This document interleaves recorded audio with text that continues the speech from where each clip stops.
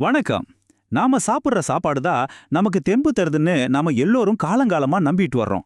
ஆனா, ஒருவேளை அந்த நம்பிக்கை உண்மையா இல்லாம அப்படியே தலைகளா இருந்தா எப்படி இருக்கும்?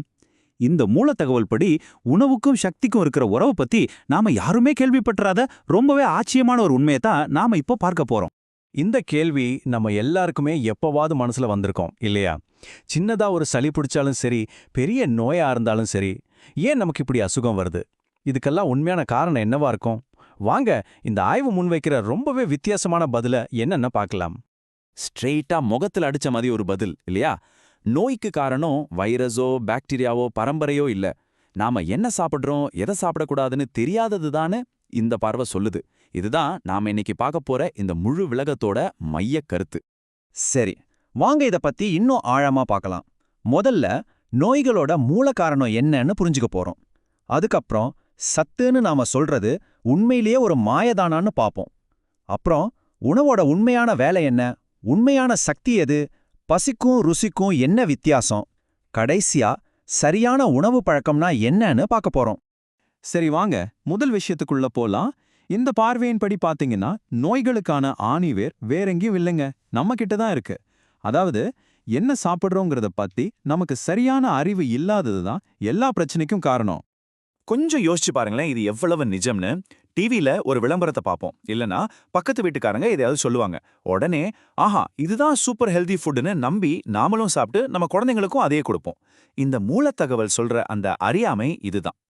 இப்போ நம்ம பார்க்க போற விஷயம், சத்துன்னு நம்ம சொல்றோமே அந்த வார்த்தையோட மொத்த அர்த்தத்தையும் ஒரு கேள்வி கேட்க போகுது. நாம எதையெல்லாம் ரொம்ப சத்தான உணவுன்னு நினைச்சிட்டு இருக்கோமோ அது உண்மையிலேயே சத்துதானா, இல்ல அது வெறும் மாயையா? வாங்க பார்க்கலாம். இந்த லிஸ்ட பாருங்க, என்னடா இதுன்னு தோணுதா? அசைவம், முட்டை, ஜங்க் ஃபுட்ஸ் இதெல்லாம் தான் பலம், சத்துன்னு நாம நினைச்சிட்டு இருக்கோம். ஆனா இங்க என்ன சொல்லப்படுதுன்னா, இது எல்லாமே உடலை கெடுக்கிற விஷயங்கள்னும் இது ஒரு பெரிய மாயனும் சொல்லப்படுது. சரி, ஒருவேளை உணவு உடலுக்கு சக்தியை கொடுக்கலன்னா அப்போ அதோட உண்மையான வேலை தான் என்ன? இங்க தான் நாம இதுவரைக்கும் நம்பினதுக்கு அப்படியே நேர் எதிரான ஒரு கருத்து முன்வைக்கப்படுது. ரெடியா இருங்க. என்ன சொல்றீங்க? கேட்டீங்களா இத? இதுதான் இந்த முழு விளக்கத்தோடவே ஹார்ட் மாதிரி. சாப்பாடு நமக்கு சக்தி தர்றதில்ல, அதுக்கு பதிலா நம்ம உடம்புல ஏற்கனவே இருக்கிற சக்திய ஜீரணம் பண்றதுக்காக செலவழிக்குது. இது நம்மளோட அடிப்படை நம்பிக்கையே ஆட்டி பாக்குது இல்ல? இதுக்கு ஒரு சிம்பிள் உதாரணம் சொல்றேன். நல்லா ஒரு கல்யாண சாப்பாடு சாப்பிட்டதும் கண்ணு சுக்கிட்டு வருமே, ஏன்? அப்போ நம்ம உடம்புல இருக்கிற மொத்த எனர்ஜியும் எதுக்கு செலவாகுது? அந்த சாப்பாட்டை ஜீரணம் பண்றதுக்காக போராடிட்டு இருக்கு. இதுல இருந்து உணவு சக்திய கொடுக்கல, எடுக்குதுங்கிறது தெளிவா புரியுது இல்லையா? இப்போதான் நாம முக்கியமான கட்டத்துக்கு வர்றோம். சரி, சாப்பாடு தான் சக்தியோட மூலம் இல்லைனா அப்போ நம்ம உடம்ப இயக்குற அந்த உண்மையான சக்தி அது எங்கிருந்து தான் வருது? வாங்க அதற்கான பதில பாப்போம். அப்போ சாப்பாடு இல்லைனா எதுதான் நமக்கு சக்தி தருது? அந்த கேள்விக்கான பதில் இதோ, பிராணம். இந்த மூல தகவல் படி நம்ம உடலோட உண்மையான சக்திக்கு ஆதாரமா இந்த பிராண சக்தியை தான் முன்வைக்குது. பிராணசக்தின்னா என்னன்னா, அதுதான் நம்ம உடம்பை இயக்குற உண்மையான உயிர் சக்தி. அதாவது நாம மூச்சு விடுறது, இதயம் துடிக்கிறது, உயிர் வாழ்றது, இதுக்கெல்லாம் காரணம் பிரபஞ்சத்துல இருந்து நமக்கு கிடைக்கிற இந்த பிராணசக்தி தான் இந்த பார்வை சொல்லுது, சாப்பாட்டுல இருந்து இல்ல. ஓகே, பிராணசக்தி தான் உடம்பை இயக்குதுன்னா அப்புறம் எதுக்கு நம்ம சாப்பிடுறோம்?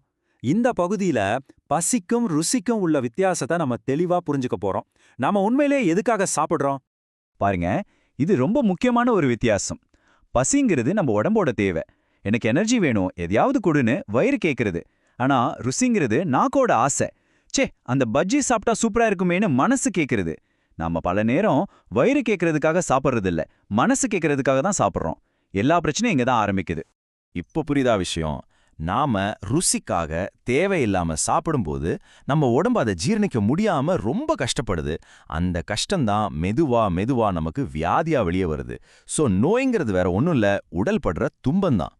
சரி, இவ்ளோ பிரச்சனை இருக்கு, இதுக்கு தீர்வு என்ன? இதிலிருந்து எப்படி வெளியே வர்றது? குறிப்பா குழந்தைங்களுக்கு சின்ன வயசுல இருந்தே எப்படி சரியான உணவு பழக்கத்தை கத்துக் கொடுக்கறதுன்னு இந்த மூல தகவல் சில சிம்பிளான ஆலோசனைகளை தருது. பாருங்க, ரொம்ப சிம்பிளான வழிமுறைகள் தான்.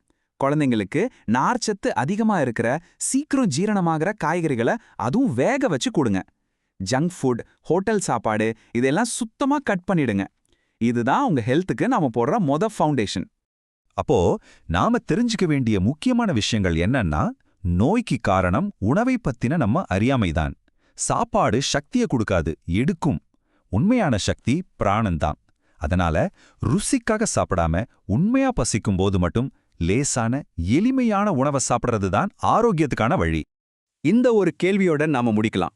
நீங்க அடுத்த வேளை சாப்பாடு தட்டை எடுக்கும்போது ஒரு செகண்ட் யோசிங்க, இந்த சாப்பாடை எனக்கு சக்தியை கொடுக்க போதா இல்ல என்கிட்ட இருக்கிற சக்தியை எடுக்க போதா?